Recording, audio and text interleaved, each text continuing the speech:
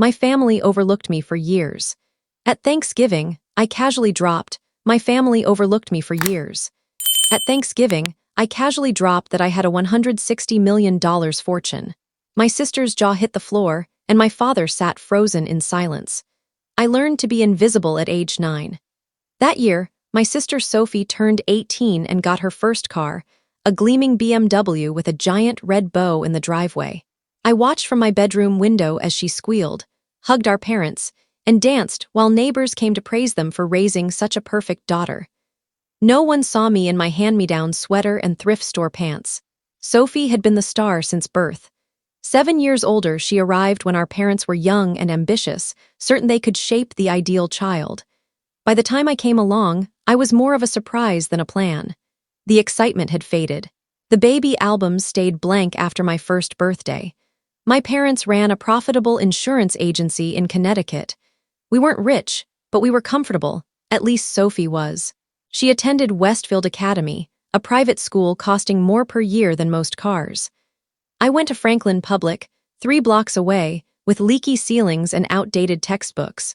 When I asked why Sophie got private school and I didn't, Mom said, "Sophie needs more challenge, darling, she's gifted." "You're doing fine where you are." Fine, that word haunted me. Sophie was exceptional, brilliant, destined for greatness. I was fine. Her 17th birthday gift was a trip to Paris with our parents. Mine was a $30 supermarket cake. I bought a used graphing calculator because mine broke, and I knew not to ask for a new one. At first, I wasn't bitter. I was too young to understand. I thought families worked that way. Some kids got more because they deserved it. But I developed something Sophie never had: resourcefulness. While she took French and violin lessons, I taught myself to code using library books and free online courses. While she spent summers at elite camps, I worked at a grocery store and saved every penny. While she chose Ivy League schools, I applied to the University of Connecticut on a full scholarship. My parents took me to Applebee's to celebrate. When Sophie got into Yale and they paid full tuition, they threw a garden party for 50 with champagne toasts. I ate 3 sliders and left early. No one noticed. College became my escape. I double-majored in computer science and math, worked 2 jobs, and spent every spare hour coding. I rarely went home. I told my parents I was busy, which was true. But really, I couldn't stand Sophie returning to fanfare while I got distracted. "Oh, you're here too." In my junior year, I started freelancing, building websites and apps for small businesses. One client was losing thousands due to inventory issues. Over winter break, I built a solution. It worked. They paid me $6,500, the most money I'd ever seen. They told others. Within 6 months, 10 companies wanted custom software. I dropped to part-time student status and focused entirely on building better tools. I slept 4 hours a night, lived on ramen and coffee, and coded until my fingers ached. The software grew. I named it Chainflow, a full supply chain platform with real-time analytics. At 21, I ran a real company from my dorm. I graduated at 22. Sophie had finished Yale the year before and worked at a top marketing firm in Manhattan, in an apartment our parents helped her buy. They showed off photos of her corner office like they'd built it themselves. I remained invisible. They knew I'd graduated and was doing something with computers, but they never asked. When I tried to explain Chainflow, Dad would nod and change the subject to Sophie's latest presentation. So I stopped trying. One moment nearly broke me. I was 23, home for Easter, one of the few times I'd come. Sophie was engaged to Ethan, a lawyer my parents adored. The engagement lasted 8 months until he cheated. That day, she flashed her ring to everyone. I just signed a $300,000 contract, enough to hire 5 people. I couldn't contain my excitement. Over dinner, I said, "I have news." Mom glanced over. "Did you meet someone, honey?" "No, work." "I signed a major client." "That's wonderful, dear," Dad said, eyes on his phone. "Sophie, we should host your engagement party here, rent a tent." Sophie squealed. The conversation shifted. I went to my old bedroom, now Sophie's gift-wrapping station, and called my business partner, Olivia, a brilliant developer I'd met online. "They don't care," I said, sitting on the floor among satin bows. "Then stop telling them," Olivia replied. "You don't need their approval, build your empire." That changed everything. From then on, I poured every hurt, every dismissal into creating something undeniable. At 23, I landed a $250,000 contract with a regional logistics firm. I hired my first 2 employees, coders who believed in the vision. At 24, national retailers signed on. At 25, I had 47 employees and $7 million in revenue. At 26, a VC offered $18 million for 30%. I negotiated to 20% for $12 million. My lawyer was stunned, but I knew Chainflow's worth. I could have told my family then, shown up at Christmas with proof I was more than fine. But I didn't. I wanted to see how far I could go while they weren't looking. So I stayed quiet, lived modestly in a small Boston apartment, drove a Honda Civic, and kept building. At 27, Chainflow went international, Canada, Mexico, UK. Revenue hit $25 million. I upgraded to a nicer apartment, still understated, and bought a Lexus but kept the Honda. At 28, acquisition offers came from tech giants. I rejected them all. This was mine. One offered $120 million, but wanted to dismantle Chainflow. I said no in 24 hours. Another offered $170 million, but wanted me in Frankfurt and planned to fire my team. I refused. My board panicked. You're leaving hundreds of millions on the table. I'm not selling my vision, I said. Then Claire Matthews, CEO of Apex Innovations, contacted me. She'd built her own empire from scratch. We met for coffee in Boston. I don't want to absorb Chainflow, she said. I want to accelerate it. You stay CEO, your team stays. We provide infrastructure to go global. You keep your vision. Negotiations took 3 months. I fought for my team, retention bonuses, equity. We settled on $280 million with all my terms met. Apex offered $270 million to acquire Chainflow as an independent subsidiary. I pushed it to $310 million. After taxes, fees, and team bonuses, I walked away with $160 million. I kept $25 million liquid, invested the rest. At 28, I had more money than I could spend in 3 lifetimes, and my family had no idea. Sophie was engaged to Chase, a hedge fund manager. Dad once suggested I apply at his insurance agency because they needed someone good with computers.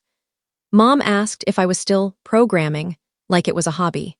I flew in for their engagement party, gave a $300 gift card, and left before speeches.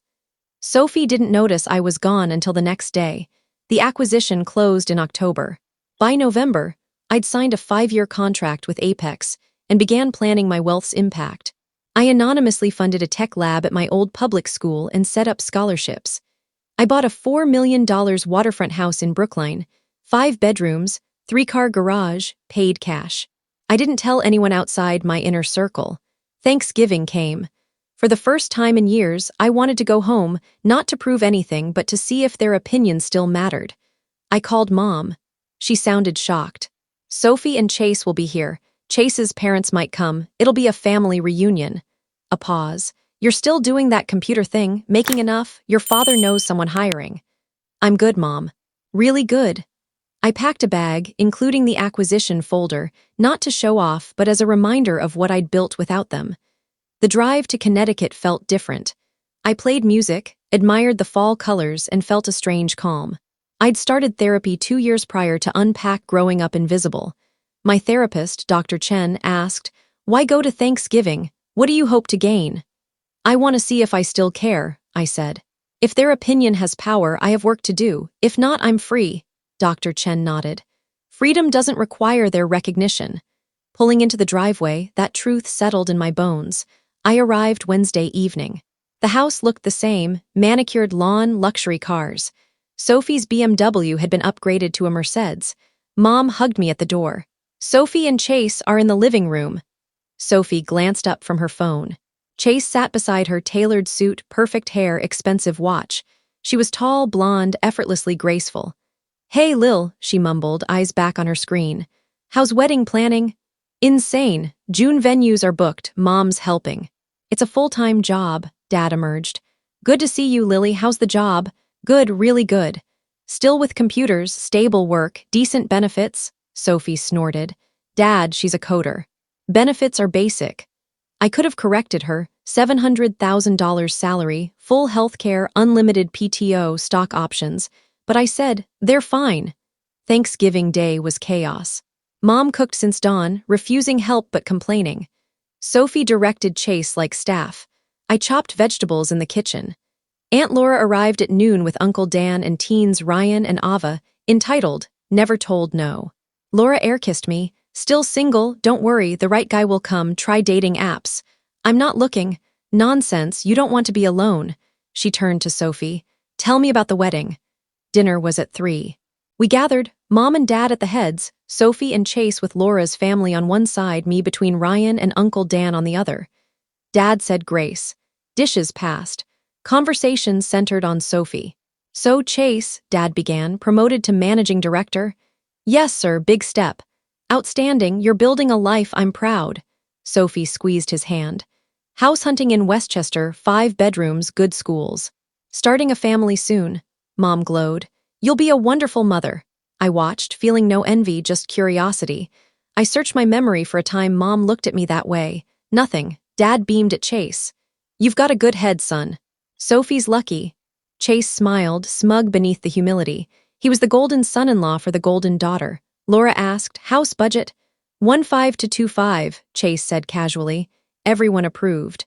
And the wedding? 250, Sophie said. Dad's helping, Chase's parents too. 250,000 for one day. I thought of the lives that could change with that money, but stayed silent. Uncle Dan finally turned to me. So Lily, how's work? The table quieted, vague interest. It's going well. Still programming? Dad asked. Yeah, that's nice, Mom said, meaning back to Sophie. Sophie laughed. Lily's modest, doing fine with her little apps. Little apps. My platform handled millions of transactions across continents. Actually, I said, there've been changes. Oh, Mom perked up. Promotion? Something like that. I sold my company, I said quietly. Silence. What company? Dad frowned. I've owned it for 7 years. Chainflow, supply chain software. I was founder and CEO. Sophie's fork froze. Wait, what? Started in college. Operated in 8 countries last month. Sold to Apex Innovations. Laura's fork clattered. The deal was $280 million, I continued. I cleared $160 million after taxes and fees. Mom stammered, millions? Yes. That's impossible, Sophie gasped. You drive a Honda, live in a tiny apartment. I have a Lexus too, and a $4 million house in Brookline, paid cash. I showed my phone, $25.5 million in checking. Laura shrieked. Mom grabbed it, mouth agape. How? She whispered. Built it since I was 21, you never asked. Dad paled. Why didn't you tell us we're family? You never wanted to know. Every time I tried, you talked about Sophie. I was invisible. So I built without you. Sophie slammed the table. You let us think you were struggling. You never thought of me at all. We would have helped. I never needed it. You got everything handed to you. I earned every dollar. Chase Googled frantically. It's true. Forbes called her a top female tech founder under 30. Mom cried. We love you. Why hide this? Did you love me when you forgot my birthday 3 years running? When you spent $200,000 on Sophie's school and nothing on mine? When there was no stocking at Christmas because you forgot I was coming? Silence. Sophie screamed. You're jealous. You stole my moment? Every moment has been yours for 28 years. I'm tired of being invisible. You've always been jealous. I'm not jealous. I'm sorry for you. Everything you have was given. You've never had to prove yourself. Your life is comfortable, expected. Mine is remarkable because I built it alone. Sophie lunged. Chase held her back. Mom sobbed. Dad said, Lily, leave. I stood. Yeah, I think so. At the door, I looked back. I didn't come to ruin anything. I came to see if I still needed you to see me. I see myself. I walked out. My phone exploded. Sophie screaming, Mom pleading, Dad lecturing, Laura scheming. I blocked them all. 3 days later, Sophie emailed. You bought that house with Dad's money. You stole from the family. I laughed by the Charles River. They still couldn't believe the invisible daughter had won. My lawyer called. They want $5 million for your upbringing. Tell them no, I'll countersue for neglect. I have every record. They never contacted me again. Christmas came. I spent it in Aspen with tech friends who knew me for what I built. We skied, drank fine wines, celebrated. In January, Ryan texted, What you did is incredible. I love you. Thank you for watching my story. If you enjoyed it, please subscribe and press the bell icon. Stay tuned for more real-life stories. Get more experiences.